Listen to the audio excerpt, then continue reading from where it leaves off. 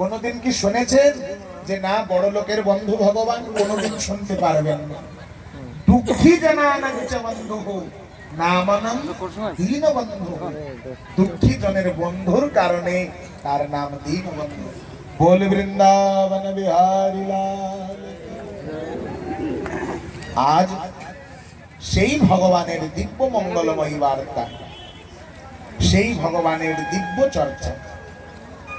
সপ্তাহ ব্যধিনা 7 দিনের ভিতরে রাজা পরীক্ষিত মরণাসন্ন।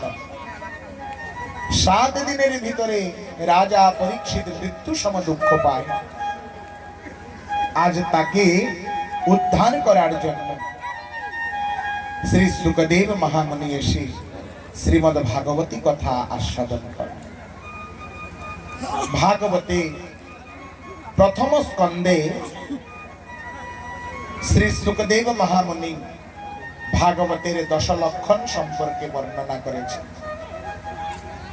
স্বর্গ নিরুদ্ধ অবরুদ্ধ আদি প্রকারান্তে 10টি লক্ষণের বর্ণনা করলেন।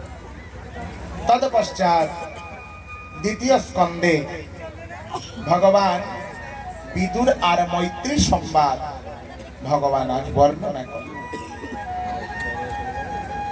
ভগবান যখন স্বধাম গমন করেন, ভগবান যখন স্বলোকে গমন করলেন, কারণ কি ভগবান নিজে অর্জুনকে বলছেন, হে অর্জুন, মর্ত মণ্ডলে দেহ বহি দেবতা হইলে মরণ।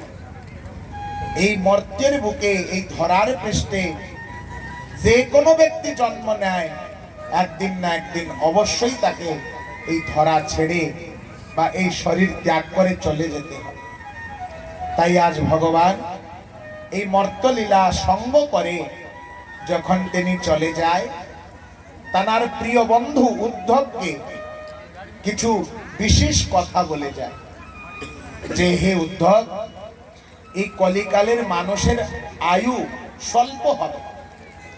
এই কলিকালের মানুষের আয়ু স্বল্প, বিভিন্ন রোগ আক্রান্তিত এবং মানুষের ভিতরে প্রতিহিংসা পরায়ণ হয়ে এই কলিকালটা ধ্বংস যাবে।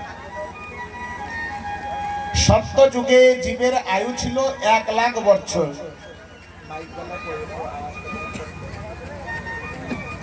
সত্য যুগে মানুষের আয়ু ছিল 1 লাখ বছর। সত্য যুগে যাগ যজ্ঞ তপস্যা হোম আদি করে মানুষ ভগবানকে প্রাপ্তি করত। আর মানুষের উচ্চতা ছিল 10 হাত। ধ্যান দেবেন, সত্য যুগে মানুষের উচ্চতা ছিল 10 হাত। তারা সোনার থালায় অন্ন সেবা করত আর শ্রীমন্নারায়ণ শ্রীমন্নারায়ণ সেই নাম জপ করত। ত্রেতা যুগে মানুষের উচ্চতা কমে গেছে, 7 হাত আসছে। মানুষ রূপার পাত্রে ভোজন করে, রৌপ্য পাত্রে সেবা করে। আর মানুষের আয়ুও কমে গেছে, 10,000 বছর হয়ে গেছে। মানুষ যাগযজ্ঞ করে ভগবানকে প্রাপ্তি করত। ভগবান উদ্ধবকে বলছে, উদ্ধব, দ্বাপর যুগে মানুষের আয়ু হচ্ছে 1000 বছর। মানুষের উচ্চতা হচ্ছে 5 হাত, নিজের হাতে 5 হাত। এবং মানুষ তাম্রপাত্রে ভোজন করত, তামায় পাতায় বা তাম্রপাত্রে সেবা করত। আর মানুষে সেবা করে গোবিন্দকে প্রাপ্তি করত, সেবা পরায়ণ পূর্বক গোবিন্দকে প্রাপ্তি করত। এবার গোবিন্দ উদ্ধবকে বলেন, হে উদ্ধব, এই কলিকালের মানুষের আয়ু 100 বছরও হবে না। মানুষের উচ্চতা 3.5 হাত হবে নিজের হাতে। মানুষের ভোজনের পাত্রের কোনো নির্ধারিত নয়। দেখবেন কেউ কাগজের পাতায় খায়, কেউ স্টিলের থালে খায়। আগে আমি তো শুনছি আমাদের দাদু ঠাকুর দাদা এনারা সকলে বলতো যে যদি ভোজন করতে হয় কাংস পাত্রে, মানে কি কাঁসার থালায় ভোজন করতে হয়, এতে শরীরও ভালো থাকে, রোগ শোকও কম হয়। কিন্তু আজকাল ওই সব ফ্যাশনের যুগ, তো ওই ফ্যাশনের যুগে দেখবেন কেউ কাগজের পাতায় খাচ্ছে, কেউ খলির পাতায় খাচ্ছে, পাত্রের কোনো বিচার নেই। আর তো আজকাল এমন এমন প্রকার দ্রব্য বেরোচ্ছে, আগে তো জীবনে আমরা কোনোদিন শুনিনি যে চাউলও ডুপ্লিকেট। এই ডুপ্লিকেট যুগে এমন হয়েছে, চাউলও ডুপ্লিকেট, ডালও ডুপ্লিকেট, তেল তো ডুপ্লিকেট, সে জনম ভরে দেখলাম। শুদ্ধ তেল আজকাল কোনো মানুষে পায় না, যা কিছু দেখবেন সব ডুপ্লিকেট। এমনকি মানুষও আজকাল ডুপ্লিকেট হয়ে গেছে। এমনকি ওই ডুপ্লিকেট মাল খেতে খেতে মানুষও ডুপ্লিকেট হয়ে গেছে। একটি আনন্দের কথা শুনলেন, একবার এক গৃহস্থ তার ধর্মপত্নীকে বলছে, শোনো গো, আমি শুনছি নাকি যে আমার মতন একটা লোক কিন্তু ঘুরে বেড়ায় জগতে। ধ্যান দিয়ে শুনলেন, এক গৃহস্থ মানুষ তার ধর্মপত্নীকে বলে যে আমি শুনছি নাকি আমার মতন একটি লোক এই সংসারে ঘুরে বেড়ায়। তো বলছে, দেখো, তোমার মতন আর মনে হয় কেউ হবে না। বলছে, কেন আমার মতন কেন হবে না? বলছে, তোমার যে কোয়ালিটি, এই কোয়ালিটির লোক আর দুনিয়ায় পাওয়া যাবে না। তো সেই গৃহস্থ একটু খুশি হয়েছে আর কি, যে যাক, বউ আমার প্রশংসা করছে।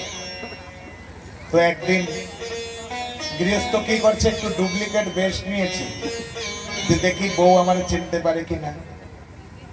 তো ডুপ্লিকেট বেশ নিয়ে বউর সামনে এসে বসছে, বসে খুব কথা বলছে। বউ তো আর চিনতে পারিনি, খুব কথা বলছে। বলতে বলতে বলতে বলতে ভাবে বিহ্বল হয়ে গেল বউ। বলল, ওই সখী, আর তোমার গৃহস্থ ভালো না?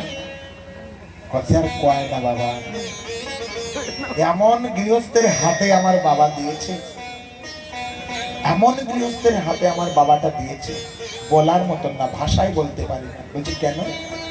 মদ খায় নাকি? বলছে, না, মদ খায় না। গাঁজা খায়? বলছে, না না, এই সমস্ত কিছু করে না। বুঝলেন দোষটা কি? বলছে, তার থেকে বড় বড় কাণ্ড করে। বলছে, কি করে? না, রাত্রে আমার ঘুমাইতে দেয় না, এত নাকটাকে তার সহ্য হয়। গৃহস্থ কিন্তু নিজেরই বাড়ির লোক, ওই ডুপ্লিকেট হয়ে আসছে না, মন খুলে সব ঢেলে দিচ্ছে।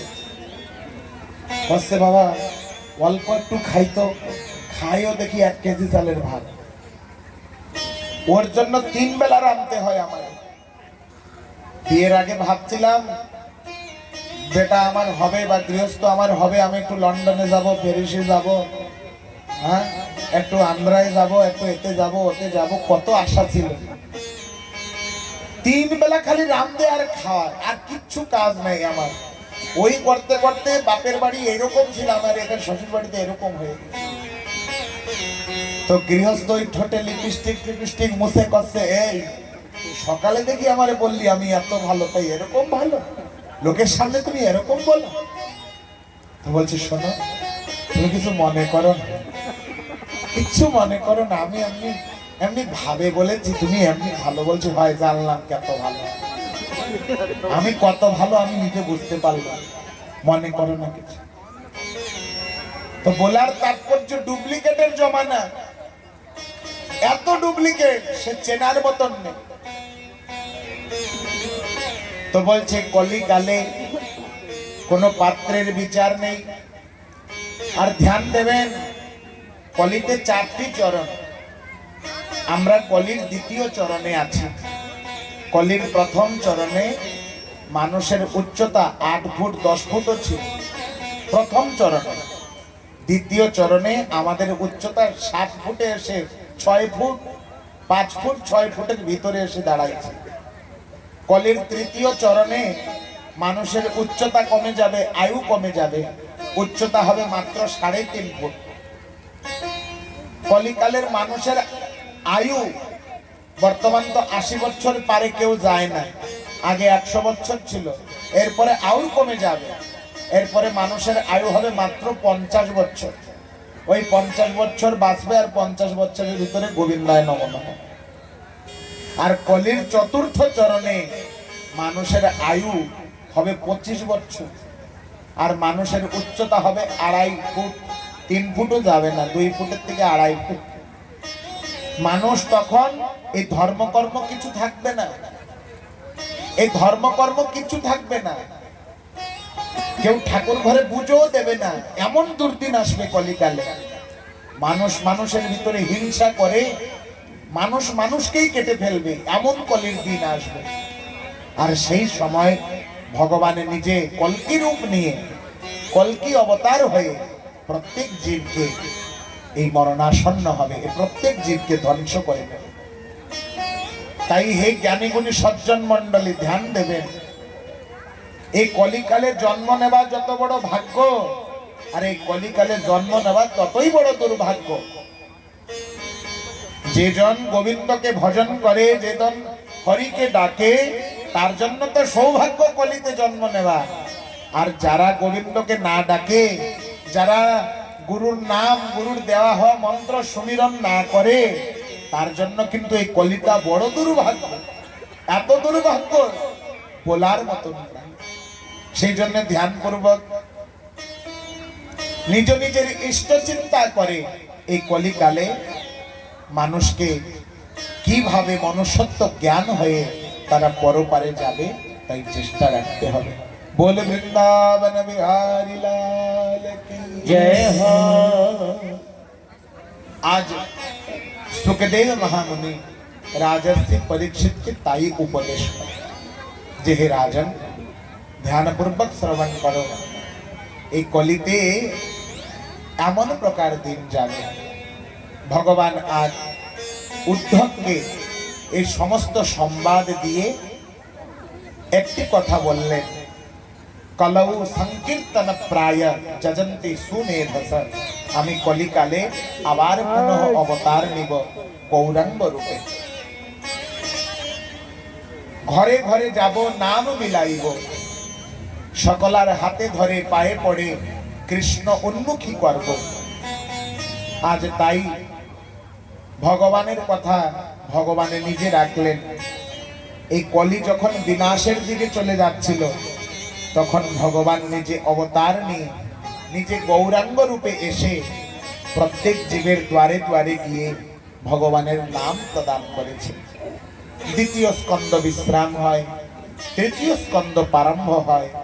সৃষ্টির প্রারম্ভিক লীলা চক্রে শ্রী সুখদেব মহামুনি রাজা পরীক্ষিতকে বলে, হে রাজন, ভগবানের নাভির থেকে ব্রহ্মার জন্ম হয়, ভগবানের নাভির থেকে ব্রহ্মার জন্ম হয়।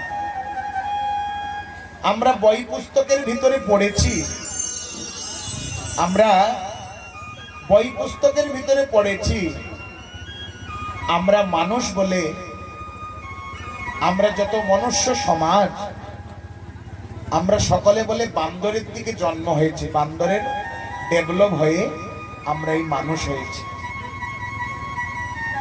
কিন্তু এই তথ্য সম্পূর্ণ নয়। কোন একটি বৈজ্ঞানিক, কোন একটি দার্শনিক এই কথাটি এই সংসারের বুকে রাখছে। কিন্তু ধ্যান দেবেন, এখানের থেকে 5000 বছর পূর্বেও মানুষরা ছিল। যদি না থাকতো তাহলে রামও জন্ম হয়েছে এই ভারতের মাটিতে, কৃষ্ণ জন্ম হয়েছে এই ভারতের মাটিতে, তাহলে তারা কি মানুষ ছিল না? তাদের কি মনুষ্যের শরীর ছিল না? সেই জন্য ধ্যান দেবেন, এ মানুষ কিন্তু আদির থেকে জন্ম হয়েছে। ভগবানের নাভির থেকে ব্রহ্মা 7 পুত্রের জন্ম করেছে। সকলকে অনুরোধ করছে যে দেখো, তোমরা জন্ম হয়েছো, সংসার করো। কেউ সংসার করতে রাজি হয়নি। দেবর্ষি নারদের জন্ম হয়, দেবর্ষি নারদও সংসার করেননি। চতুর্শনক মুনির জন্ম হয়, তারাও সংসার করেনি। তখন ব্রহ্মার 2 চোখের থেকে 2 ধার অশ্রু এই ভূমির উপরে পড়ে। এক অশ্রুর ধার দিয়ে মনুর জন্ম হয়, আর এক অশ্রুর ধার দিয়ে শতরূপার জন্ম হয়। এই মনুষ্য সমাজের প্রথম মনুষ্য হচ্ছে মনু, আর এই নারী সমাজের প্রথম নারী হচ্ছে শতরূপা। এক নারীকে শতরূপা বলা হয়। কেন? বলছে তার ভিতরে সহস্র গুণ থাকে। মা হওয়ার গুণ থাকে, বোন হওয়ার গুণ থাকে, ভাই জায়া হওয়ার গুণ থাকে, জামিনী হওয়ার গুণ থাকে, 100 গুণ থাকে। তার জন্য তার নাম হচ্ছে শতরূপা। আজ ভগবান ব্রহ্মার 2 ধার অস্ত্র দিয়ে মনু আর শতরূপার জন্ম হয়। মনু মহারাজের দিকে এই মনুষ্য সমাজের সৃষ্টি হয়। মনুর 2 পুত্র আর 3 পুত্রী হয়। আজ সুখদেব মহামুনি রাজা পরীক্ষিতকে এই সৃষ্টি সম্পর্কে ভালো করে আস্বাদন করাচ্ছে। 3 পুত্রী আকৃতি, দেবহূতি, প্রস্তুতি। 2 পুত্র প্রিয়ব্রত আর উত্থানপাদ। উত্থানপাদের 2 পত্নী। এক পত্নীর নাম হচ্ছে সুনীতি, এক পত্নীর নাম হচ্ছে সুরুচি।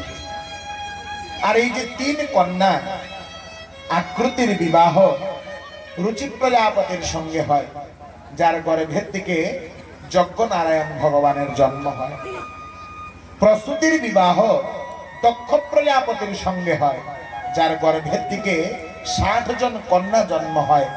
আর প্রথম কন্যা যার নাম সতী, সতীর সঙ্গে বাবা ভোলানাথ বিবাহ করে।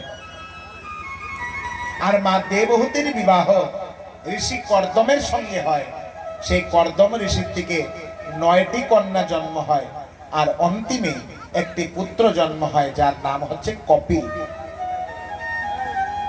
যে কি এই সংসারে সাংখ্য শাস্ত্রের প্রচার করে। একবার মা দেবহূতি তার নিজের পুত্রকে জিজ্ঞাসা করছে যে, হে পুত্র, কৃপা করে বলো, স্বল্পজ্ঞ মনুষ্য, অল্প আয়ু সম্পন্ন মনুষ্য অল্প সময়ের ভিতরে কিভাবে ভগবানকে পাবে, তুমি সংক্ষেপে বলো। তখন কপিলদেব ভগবান বললেন, হে মা, যদি কোনো মানুষ নিজের ভিতরের থেকে 2টি বস্তুকে ত্যাগ করতে পারে, সে তৎক্ষণাৎ ভগবানকে প্রাপ্তি করবে। বলছে কি 2টি বস্তু? না, প্রথম হচ্ছে অহংতা আর দ্বিতীয় হচ্ছে মমতা। কোন ভাগ্যবান ব্যক্তি যদি নিজের অন্তরের দিকে অহংতা আর মমতাকে হারাই দেয়, বা কোনো ভাগ্যবান ব্যক্তি নিজের মনের ভিতরেতে অহংকার আর মমতা সরিয়ে দেয়, সে তুরন্ত ভগবানকে প্রাপ্তি করবে। মা দেবহূতি বলছে, শোনো বাবা, মানুষ অহংকার ছাড়া বাঁচতে পারে, কিন্তু মমতা ছাড়া তো বাঁচতে পারবে না। মানুষ অহংকার ছাড়া তো বাঁচতে পারবে, কিন্তু মমতা ছাড়া তো বাঁচতে পারবে না।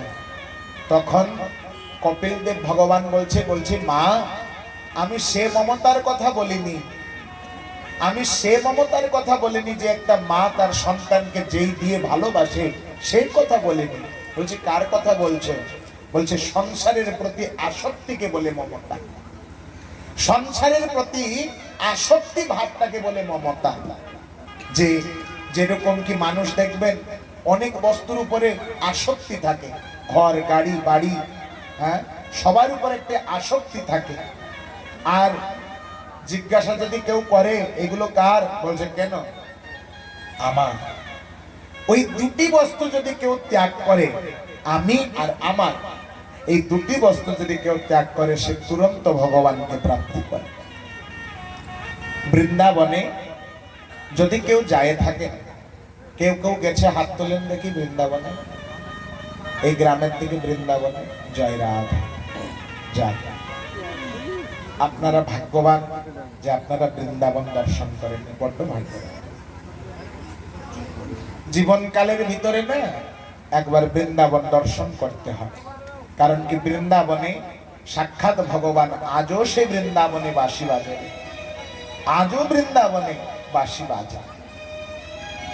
বৃন্দাবনে আপনারা সকলে যারা নাও যায় থাকবেন, শুনে থাকবেন, একটা পাগল বাবার মন্দির আছে, পাগল বাবার মন্দির। তো সেই পাগল বাবার মন্দিরে পাগল বাবা থাকতেন। তো সে পাগল বাবার কাছে একজন IAS পাশ করা এক ভদ্র কালেক্টর মহাশয় এসে পাগল বাবার কাছে জিজ্ঞাসা করছে যে বাবা, তুমি কি পাচ্ছ এই বৃন্দাবনের দিকে? তুমি কি পাচ্ছ যে বৃন্দাবনে পড়ে আছো, বৃন্দাবনে আনন্দ নিচ্ছ, কি পাচ্ছ বৃন্দাবনে? পাগল বাবা একটু হাসলেন, হাসে বললেন, শোনো, তুমি কালেক্টরি ছেড়ে দাও, দেখবা সব পাবা। ধ্যান দিয়ে শুনবে। পাগল বাবা বললেন, তুমি কালেক্টরি ছেড়ে দাও, দেখবা সব কিছু পাবা। তো বলছে কালেক্টরি বুঝতে পারলাম না। বলছে ওই তোমার ওই সিটটা ছেড়ে আসো, দেখবা সব পাবা। তো কালেক্টর মহাশয় একটু ক্রোধ হয়ে গেছে, রাগ হয়ে গেছে। বলছে কি আমি কালেক্টরি ছেড়ে দেব? কত কষ্ট করে মানুষ আইএস হয়েছে, আর ছেড়ে দেব? দেখি 15 দিনের ছুটি নিয়ে আসবো, আর বাবাকে মিথ্যে কথা বলবো আমি কালেক্টরি ছেড়ে দিয়েছি। তো বাবার কাছে এসে বলে যে দেখো বাবা, আমি সবকিছু ছেড়ে দিয়েছি। বাবা আরেকবার হাসলেন, বলছে ওই তো মানুষটা চলে আসছে, লেজটা কিন্তু থেকে গেছে। মানুষ চলে আসছে, লেজটা থেকে গেছে। তুরন্ত আবার রাগের চোটে রিজাইন পত্র লিখে গভর্নমেন্টের কাছে পাঠিয়ে দিল, আমি রিজাইন দিলাম। বাবা আরেকবার হাসলেন, বলছে কি আমাকে ওই অন্ধ পায়ে আয়না দেখাচ্ছ? হ্যাঁ, কালেক্টরই তো চলে গেছে, কিন্তু কালেক্টর ভাব যায়নি কিন্তু। তো বলছে কি করলে যাবে? বলছে ওই বৃন্দাবনে গড়াগড়ি দাও, প্রত্যেকদিন গড়াগড়ি দাও, তাতে যদি যায়। কালেক্টর ক্রোধে ভরে, ক্রোধ হয়ে ওই বৃন্দাবনে, পঞ্চকোষ বৃন্দাবন, 1 কোষ 3 কিলোমিটার, পঞ্চকোষে নাকি 15 কিলোমিটার, প্রত্যেক দিন ওই গড়াগড়ি দিয়ে পরিক্রমা করে ওই বাবার মন্দিরে আসে। তো একদিন রাত্রির বেলা বলছে যে আজকে 1 মাস হয়ে গেল, আপনি আমারে কি একটা কথা দিয়েছিলেন, আমি আপনারে এই বৃন্দাবনের মহিমা জানাবো। তো কই আমার একটু জানান। বাবা আবার রাত্রির বেলা একটু ধ্যানে বসতেন, তো আবার একটু হাসলেন। বলছে কি চাও? বলছে এই বৃন্দাবন লোকে বলে তো, একটু বৃন্দাবনকে দেখতে চাই। বলছে তোমার চোখের সামনে দেখা যাচ্ছে না? বলছে ওই দালান বাড়িগুলো। বাবা আবার একটু হাসলেন, বলছে এই দেখলে এই কয়েকদিনে? বলছে হ্যাঁ, এই দেখা যাচ্ছে চোখের সামনে, এই এর 2 তলা, এর 3 তলা, এর 4 তলা, এই দেখা যাচ্ছে। আর কি দেখবে? বলছে তাহলে ঠিক আছে, কাল রাত্রিরে আমার সাথে যাবো, আমি বৃন্দাবন দেখাবো। বলছে ঠিক আছে যাও। প্রভাত হলো, বাবা প্রভাতে কীর্তন করেন, ভগবানের নাম করেন, স্নান সূচিমন্ত হয়ে ঠাকুর সেবা করেন, সবকিছু হলো। কালেক্টরের মনে কিন্তু শান্তি নেই, বৃন্দাবন দেখবে। রাত্রির বেলা হলো, সন্ধ্যার সময় বাবার কাছে গিয়ে বসছে। বলছে বাবা বৃন্দাবন দেখাও। করছে একটু রাত হোক দেখাবো। মধ্যরাত্র সময় কালেক্টর মহাশয় নির্ধুমে বসে আছে, দেখবো তো দেখবো জিদ। বাবা বলল চলো এবার বৃন্দাবন তোমারে দেখাবো। নিধু বনের দুয়ারে পাগল বাবা আর সেই কালেক্টর মহাশয় গিয়ে বসলেন। রাত বাড়ি যাচ্ছে, কালেক্টর মহাশয় ঠান্ডা হচ্ছে, আর বাবা বসে মালা করছে। বারে বারে ডাক্তার, বাবা কই বৃন্দাবন? দেখাবো। আরেকটু রাত, ও বাবা কই বৃন্দাবন? আরেকটু দেখাবো। প্রায় 3 প্রহর হয়ে যায়, এমনকি 3টে বেজে যায়। এই সময় কালেক্টর মহাশয় শুয়ে পড়ে, ভোরের সময় শুয়ে পড়ে। বাবা ডেকে বলছে এই কালেক্টর ওঠ, এই কালেক্টর ওঠ ওঠ ওঠ, এই দেখ তোর চোখের সামনে বৃন্দাবন, এই দেখ তোর চোখের সামনে বৃন্দাবন। কালেক্টর ছটফট করে উঠে দেখে বাবার হাত ধরেছে আর বৃন্দাবন দেখাচ্ছে। কি দেখাচ্ছে না, যেখানে আমার রাখাল রাজা, যেখানে আমার রাখাল রাজা রাসলীলা করে নিধুবনের দ্বারে দিয়ে চলে আসতেছে। আর পাগল বাবা দেখাচ্ছে এই দেখ বৃন্দাবন, এই দেখ বৃন্দাবন, এই দেখ বৃন্দাবন, এই যে দেখ দিব্য বৃন্দাবন। দিব্যম বৃন্দাবনম রম্যম বংশীনাদ তটস্থতম श्री राधिका पदाम्बुजौ श्यामो मदन मोहनो।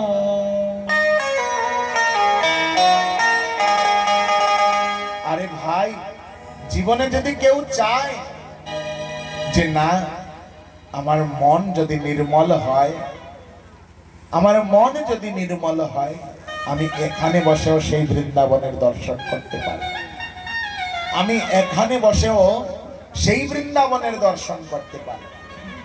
কিন্তু শর্ত কেবল এইটুক যে সবাই একটু হাতে তালি দিতে হবে, আর সবাই একটু গাইতে হবে, একটু নাচতে হবে। बोल वृंदावन बिहारी लाल की जय। ओ मन चल वृंदावन धाम,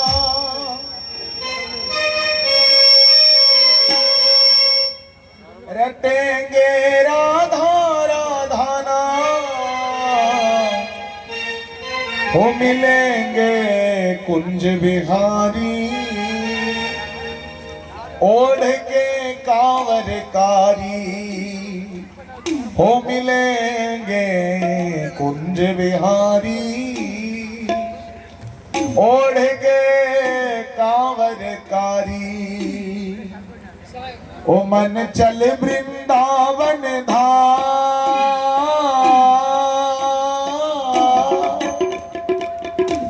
रटेंगे राधे राधे श्याम, मिलेंगे कुंज बिहारी,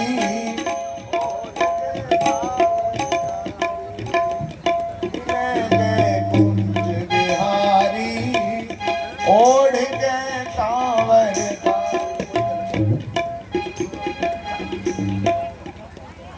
बोल श्री वृंदावन बिहारी लाल की। माइक वाले भाई साहब,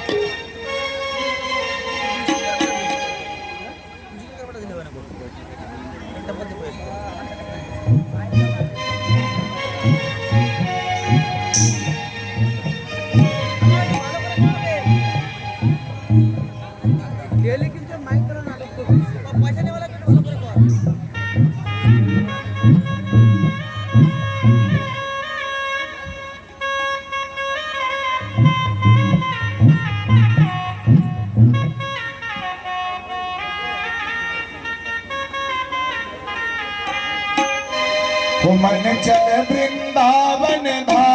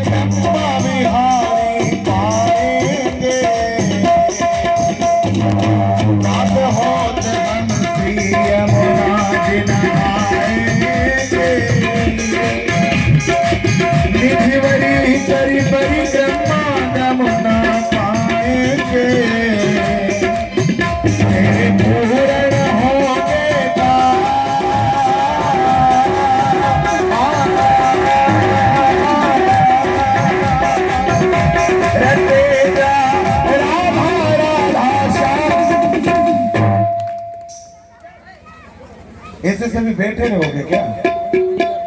हाँ, खड़ा होना सीखा नहीं है। चलो ठीक है, जो भी खड़े हैं अच्छे से झुमते हुए रटेंगे राधे राधे नाम मिलेंगे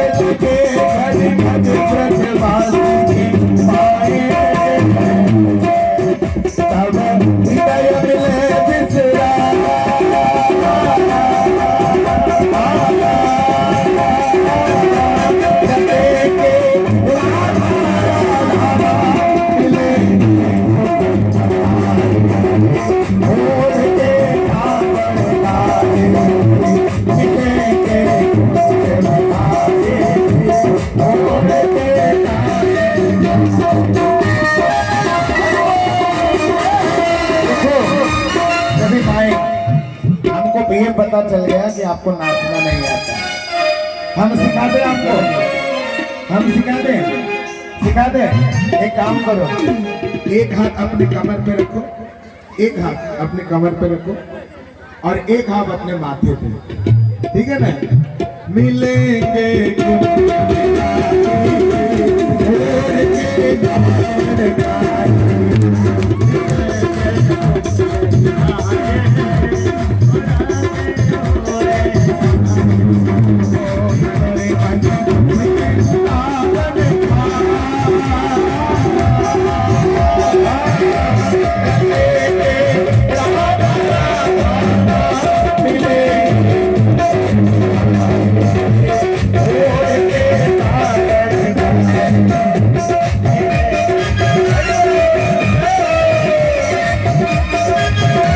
बोलो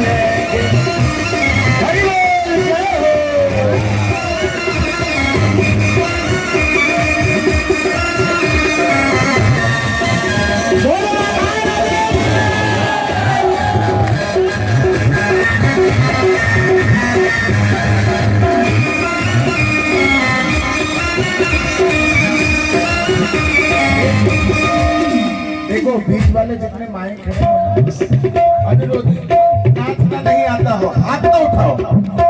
मिलेंगे